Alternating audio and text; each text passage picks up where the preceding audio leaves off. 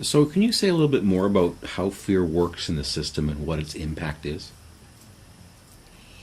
Yes, as we look at fear, the first thing that comes to mind to me is to understand what the brain does with fear.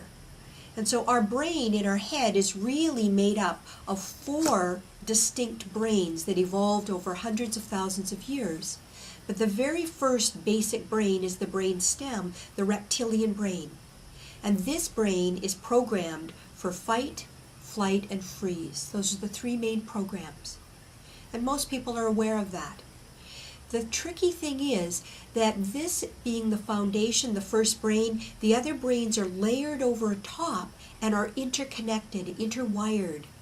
And so anything that comes along that triggers that file we've been talking about and the system goes into fear, what happens is the other three brains shut down and the reptilian brain is what's in charge, and we're in that fight, flight, or freeze mode. And so many people know what that's like when they think of performance anxiety or test anxiety. You can go into an exam and know your material, you've done your homework, and many people have experienced that situation where they just can't remember. That's a great example of where the anxiety has overridden, the brain is shut down other than the reptilian brain, and that's what's running. We also see it in terms of relationships. You know, it's very, very hard to remember your communication skills, to be a good listener when you're upset.